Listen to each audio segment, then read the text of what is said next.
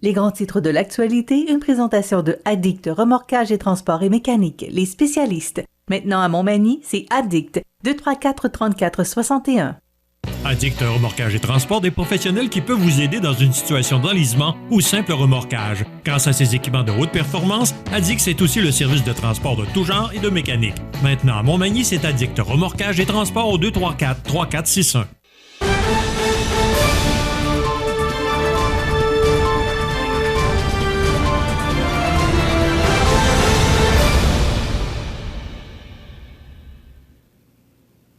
Les grands titres de l'actualité de ce mardi 10 janvier 2023. José Soucy, bon matin. Bon matin. José, on parle beaucoup de toutes sortes d'événements par rapport aux faits divers qui se passent à Montmagny depuis quelque temps, là. Il me semble qu'il y a beaucoup de choses qui se passent. La police est très occupée dans notre région depuis quelque temps. Et là, on apprenait hier que des concessionnaires automobiles ont été visités par des voleurs. Et c'est pas drôle ce que ces gens-là ont vécu. Raconte-nous.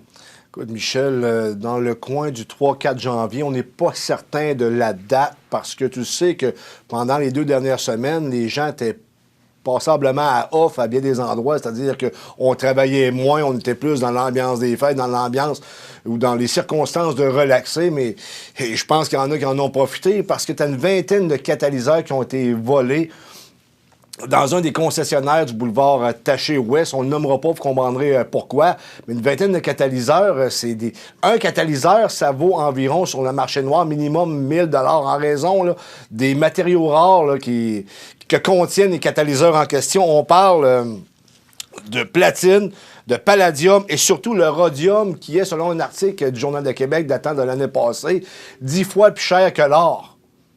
Fait que s'il y en a une vingtaine qui ont été volés dans un concessionnaire, ça fait environ 20 000 sur le marché noir que les catalyseurs vont être revendus minimalement, là, selon ce que j'en ai compris. Et des journées, un petit peu, je te dirais, quelques journées avant, il y a une camionnette également dans un autre concessionnaire du même secteur qui a été volée. Michel, on est à Montmagny.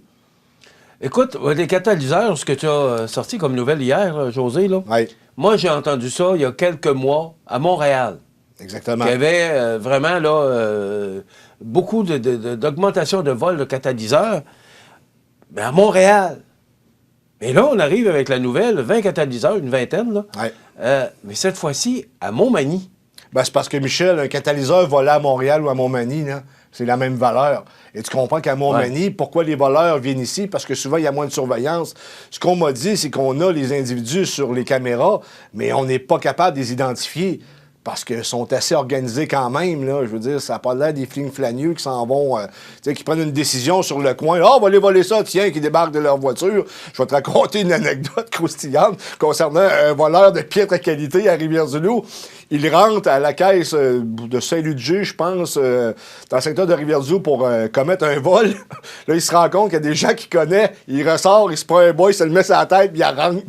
Tu comprends que ça n'a pas été trop long qu'il s'est fait prendre. Mais dans ce cas-ci, on parle de gens plus organisés, là, visiblement. Écoute, c'est surprenant. Moi-même, j'ai été surpris, mais en même temps, on est rendu là. Puis, avec ce que j'ai expliqué là, en raison des matériaux rares qui valent extrêmement cher, surtout, là, je l'ai, le rhodium, là, qui vaut 10 fois plus cher que l'or, mais il y a de l'argent à faire de ce côté-là. Bien entendu, quand vous êtes malhonnête, vous le faites. Des gens comme nous autres, on le fait pas, mais il va falloir avoir plus de surveillance, possiblement. Est-ce qu'on va être obligé d'engager un agent de sécurité? On le sait pas, mais Michel, on est à Montmagny et ça se produit à Montmagny. Écoute, j'aurais jamais pensé qu'un jour qu'on pourrait... parce que le catalyseur, il est en dessous de la voiture, là. C'est pas... en plus, on est en hiver, là. Fait que il n'y a pas eu ça facile, en tout cas. À moins qu'il y ait eu l'équipement, mais il fallait qu'il fasse ça discrètement, là. Mais j'aurais jamais pensé qu'on en viendrait là. Moi non plus. Chez nous, à Montmagny, dans une petite ville comme Montmagny. Mais les voitures neuves, que ce soit à Montmagny, à Montréal ou Québec, c'est la même voiture. Hein? Exactement. Alors, le catalyseur... vous comprendrez, peut-être que les gens qui disent « Ouais, mais pourquoi vous ne nommez pas les concessionnaires? » Par respect. Ouais. Déjà que c'est pas drôle, ce que ces gens-là vivent, on n'a pas besoin de les nommer. On les connaît, mais on préfère ne pas les nommer par respect pour eux. Déjà que c'est difficile ce qu'ils vivent, mais quand même, les policiers de la Sûreté du Québec qui sont joliment occupés depuis quelque temps dans notre secteur, Des vols de voitures aussi, on assiste à toutes sortes de choses. Je ne sais pas si, Michel, c'est en lien avec ce qu'on a vécu dans les 2 dernières années, ou le fait que les gens s'appauvrissent davantage, mais il semble y avoir un goût accru pour ce type de délit-là. C'est triste, mais on est rendu là.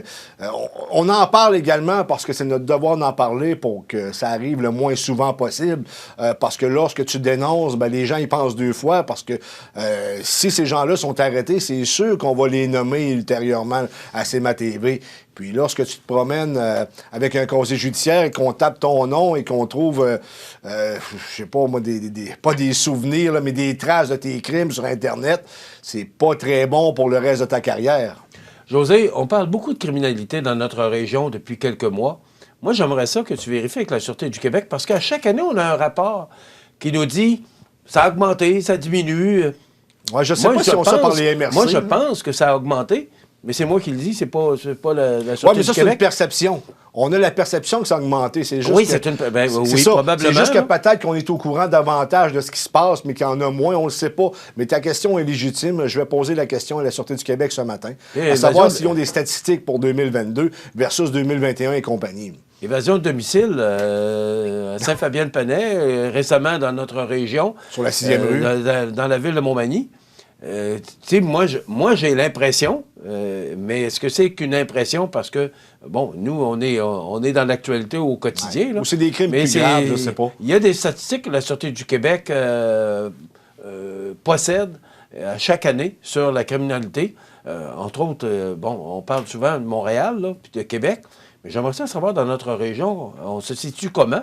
Et 2022 a été quoi pour notre c'est pas juste région? Ça, Michel, il faut y penser parce que tu sais qu'il y a l'arrêt Jordan qu'on manque de personnel dans le système judiciaire québécois, même canadien. Et s'il y a de plus en plus de crimes, ça risque de prendre de plus en plus de temps. Puis on risque également d'avoir des gens qui devraient être accusés, ne pas être accusés parce qu'on manque de personnel. Ouais, ça, c'est un autre problème. Là. Ouais, ça, c'est un autre problème. Puis imagine-toi si ça se sait. Est-ce que ça va décourager les voleurs ou les criminels d'en faire moins ou d'en faire plus plutôt?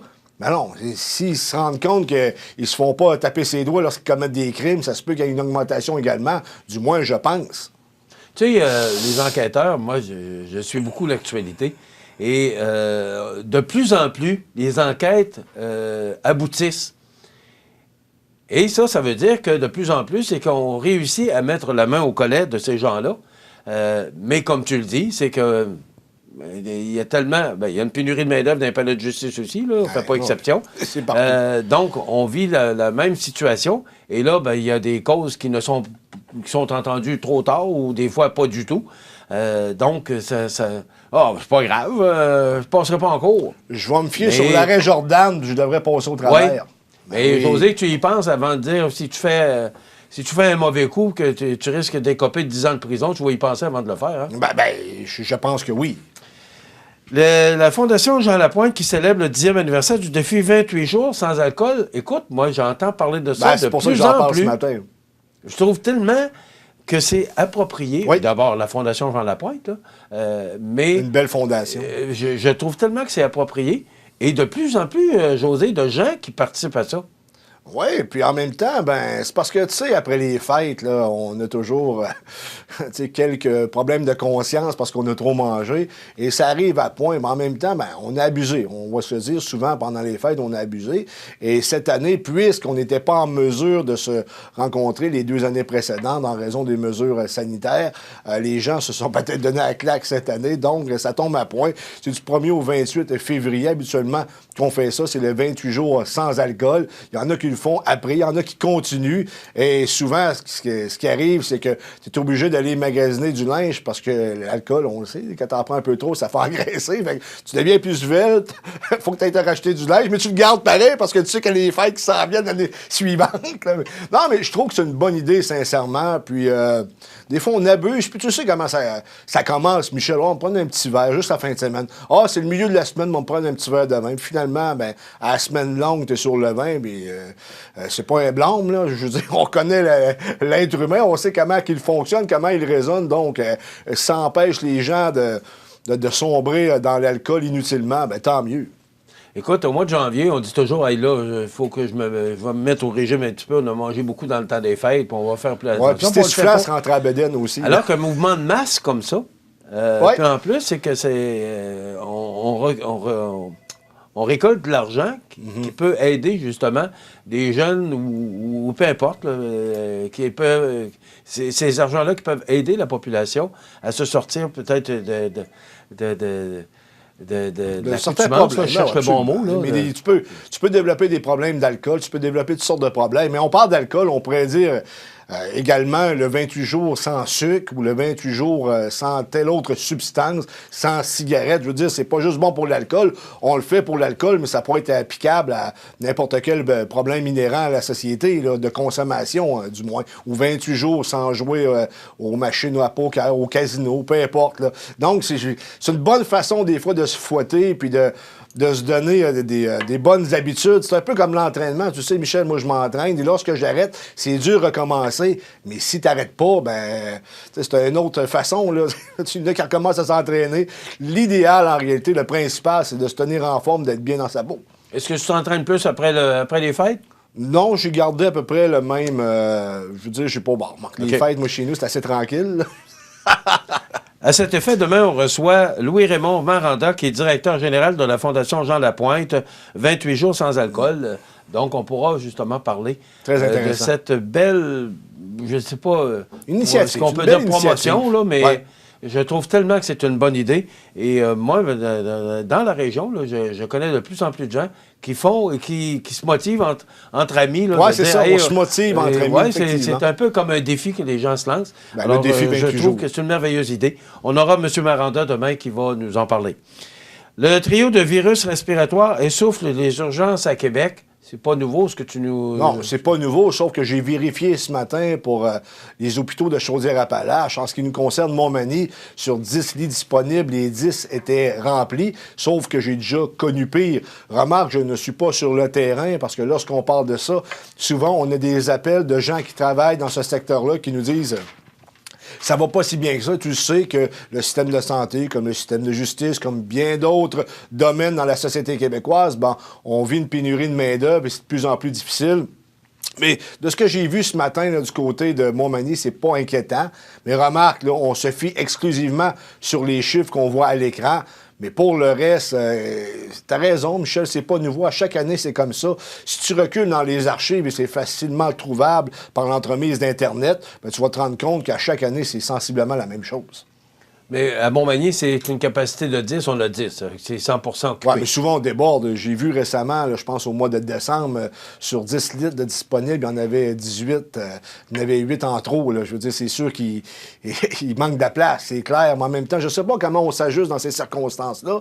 Effectivement, c'est pas facile ces temps-ci de travailler dans le système de santé, surtout dans la période où on a les virus respiratoires. Mais en même temps, je pense qu'on est capable de passer au travers. C'est une bourre à donner, malheureusement, mais c'est le système qu'on a. Présentement, on ne peut pas faire autrement. Tu sais, la grippe, le rhume, peu importe comment on l'appelle, il faut que ça fasse son temps. Alors, c'est à chaque année, Michel, on s'en sort pas. On n'est pas obligé. Aussitôt qu'on a un petit bobo, ben, on a un bel hôpital. On est choyé. On est choyé d'avoir un hôpital comme on a ici à Montmagny. Oui, absolument. Avec du personnel vraiment là, extraordinaire. Mais tu sais, j'avais Jean Thibault tout à l'heure en entrevue. Puis maintenant, ben, on peut consulter notre pharmacien. Oui. Ou encore, on peut appeler le 811, extension 3, là, pour avoir peut-être de l'aide avant de pouvoir ou d'aller... L'hôpital, c'est une chose, mais avant d'aller ou de se rendre à l'hôpital, il faut être certain d'être vraiment mal en point. Il y a d'autres services qui peuvent, qui sont à notre disposition. Ouais. Et ça évite, parce que s'il y a vraiment des gens qui sont extrêmement malades, et je connais, moi, quelqu'un la semaine dernière qui est allé à l'hôpital, puis c'était 4 heures d'attente. Alors... 4 heures, c'est pas si mal. Et au triage, ce qu'on va faire, c'est qu'on va passer les cas les plus pressants, et avec raison aussi. Oui, mais Michel, moi, ce que je fais là, lorsque j'ai un problème de santé, je vais sur Internet puis je fais mes propres recherches, puis souvent, je trouve la solution. Je me substitue pas au médecin, c'est juste que c'est le système D à un moment donné. Il fut un temps, là, on est habitué à avoir de la médecine moderne, mais recul de 100 ans, là, c'était pas la même chose. Bon, bien entendu, il y a 100 ans, c'est clair qu'il n'y avait pas Internet non plus, mais maintenant qu'on a Internet, on peut se dépanner quand même. Je veux dire, comme journaliste, lorsque j'ai besoin de quelque chose, Internet, c'est un outil indispensable. Si je suis capable de faire des recherches concernant le journalisme, je suis capable de faire des recherches également concernant ma santé. C'est sûr, si ça devient grave, aller voir un médecin, et souvent, on est capable de se débrouiller également. On ne dit pas de ne pas aller à l'hôpital. On dit de peut-être trouver d'autres solutions avant de se rendre à l'hôpital. Avant de se rendre à l'hôpital, parce que l'hôpital, ça doit être le dernier endroit qu'on se rende pour vraiment avoir de l'aide ou les soins appropriés. Mais tu sais, on dit souvent que c'est gratuit. C'est pas gratuit, l'hôpital. On paye des taxes et des impôts amplement. Ça coûte environ, grosso modo, 1 milliard par semaine, le système de santé québécois. Et les gens, dans leur tête, c'est gratuit, on va y aller. Mais c'est parce que moi, premièrement, je suis pas patient. Ça fait qu'aller attendre 8 heures là, ça me tente pas. C'est pour ça que je procède différemment. Mais on peut regarder CMA TV. Les télévisions sont toutes il y a ça, par exemple. programmées sur vous avez la chance de regarder Michel Montminy, ça passe très vite. Au moins, ça met un peu de baume sur votre plaie. Merci, José. On se retrouve demain. Justement, demain, on aura cette entrevue avec Louis-Raymond Maranda, qui est directeur général de la Fondation Jean Lapointe. Ce sera notre invité à l'entrevue du jour.